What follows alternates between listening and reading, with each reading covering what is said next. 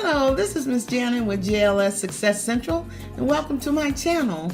We provide information to help you build your personal finances, build your personal credit, and whenever applicable, build your business credit. Tonight's video is about building your personal credit. In particular, how I raised my husband's FICO score by 80 points by removing a medical collection. Yes, I did it. I'm proud, and I want to share it with you. But first of all, I have a disclaimer. I said it before, and I'll say it again. I am not a credit repair person. I'm not a credit repair professional. I'm not a personal finance person. It's just that I have information that I want to share with you. I have some incredible professionals that I work with that drop nuggets on me all the time. I don't just get it from them and give it to you. I apply it to myself, and when it works, I share it. Now I share it on YouTube. So no, I can't move the credit, the medical collection from your credit report. But you can. And if you don't feel like you can do it, well, hire a professional. But it's not me, because I'm not a credit repair professional. Okay?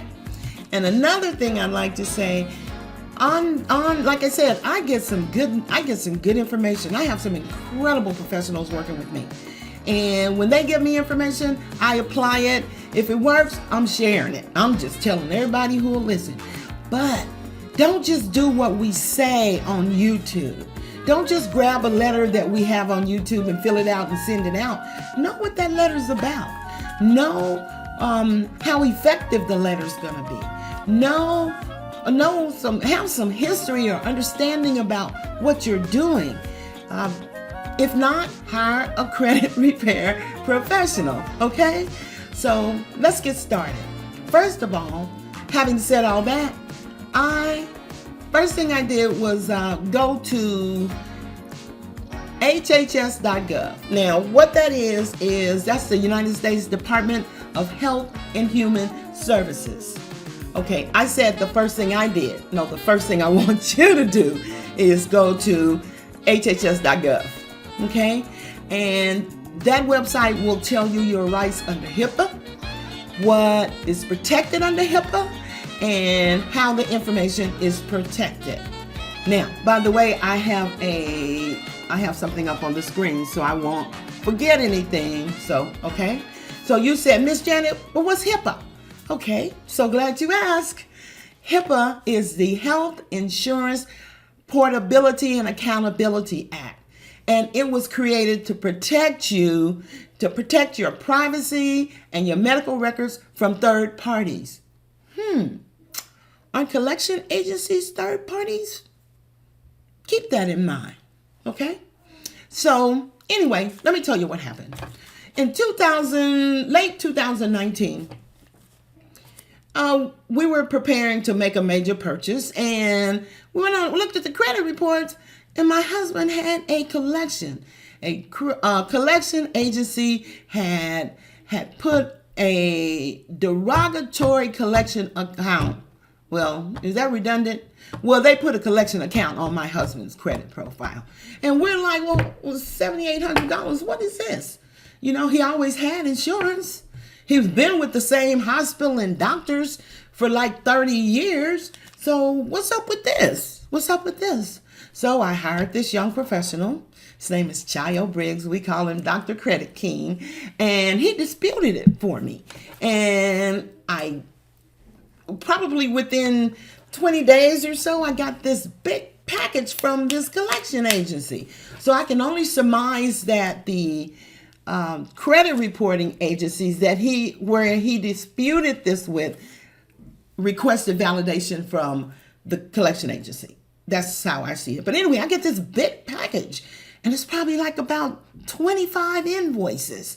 And I'm looking at this, and so Chayo told me I needed to go through them. So I went through them. And when I went through them, I discovered that, now this is late 2019, Some of the debt they were trying to collect on was 2010, 2011. Hey, that's past the statute of limitations. Statute of limitations, California, is 7 years for collecting a debt. 7 years for this type of debt, by the way. A medical collection is 7 years. So if it's 7 years for the original creditor, it's 7 years for the collection agency. So that's one thing that I made a note of. Then, as I began to go through the rest of, and by the way, it was at least 10 of them that was past the statute of limitations. And as I began to go through it, I noticed that there were no signatures. There was nothing. Well, I take that back. There was one page that had a signature, but they had all these debt. And there was no rhyme or reason why this would pop up. We had never been notified. We had never, been contacted by anyone. We did not know there was a collection. So anyway, what we found out is we had moved and they were using an old address. But still, all of these bills. So anyway, what happened is I went through it, and well, instead of sending them a validation letter, well, you say, well, the debt's already been validated. No, that was at the request of the credit reporting agency. My husband had a right to request the debt validated as well. So instead of just using a regular debt validation letter, that we should use what is called a HIPAA validation letter. A HIPAA validation letter. And what that letter, it is designed just for, disputing matters regarding HIPAA violations or potential HIPAA violations. So we took the regular debt validation letter and combined it with the HIPAA validation letter, because the HIPAA validation letter only has about 3 questions, 3, maybe 4 questions. But the regular debt validation letter has a lot of questions. So we combined it. And so what resulted in, when we combined it, how do you put it? My husband's request became twofold.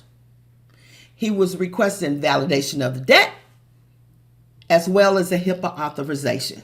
So here we go. I'm just going to jump right to some of the questions, and some of them will be familiar to some of you, but I just want to go right to the questions so you can see how effective this was. That's why I say you really want to do your research, because if you want to send something out representing you and you're disputing something, you want it to be as powerful as it possibly can. You want it to be effective, okay? So these are some of the questions, okay? No, some of the requests. Please provide breakdown of fees, including any collection costs and medical charges. Okay.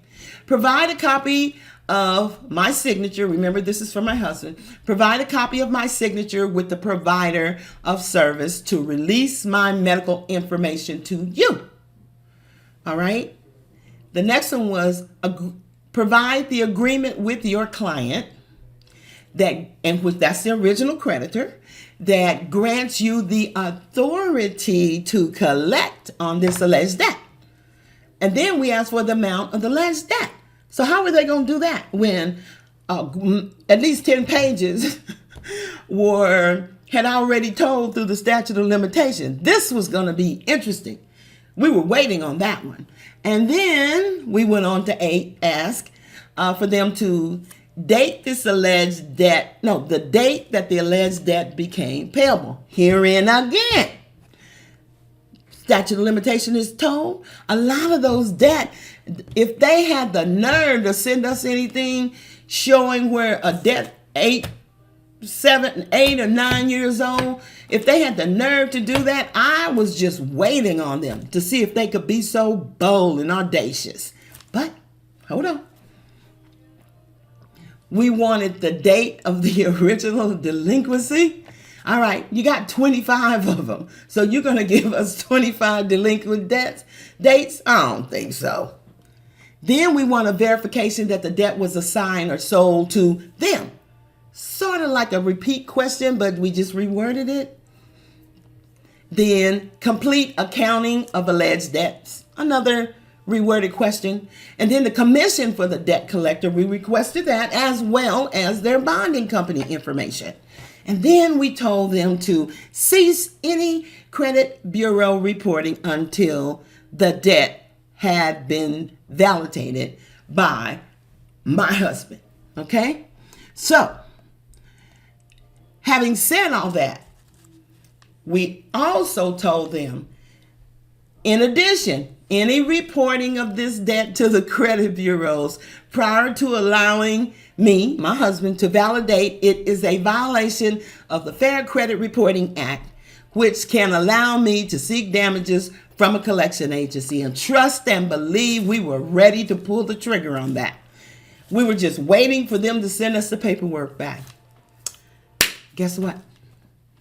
30 days, 35 days, 40 days, they didn't respond. I sent that information to all 3 credit bureaus. And at that time, I didn't know that I could find the information out sooner. So we waited with bated breath till the next credit report came out, and it was gone. And my husband's score went up 80 plus point, not just 80 plus. And the reason I said 80, because it was like 82, 83, I just don't remember. That was, a couple of years ago. But what I'm saying is, you know what? This will work if you work it.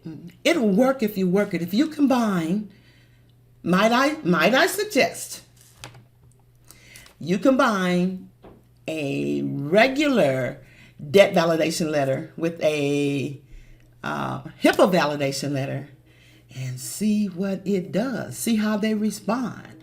This is powerful. It worked for us. It can work for you. Now, I don't have a debt validation letter myself, but I'll put a link below so that you can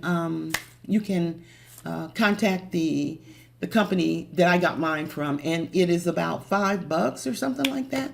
But you want to get a good debt validation letter because it has more questions, and you combine the questions from the debt validation letter to the HIPAA validation letter. Keep the body of the HIPAA validation letter. Just add the questions. Okay? Hey, this is Miss Janet with JLS Success Central. If this is the type of information you like, press the like button, leave a comment, and if you haven't done so already, please subscribe.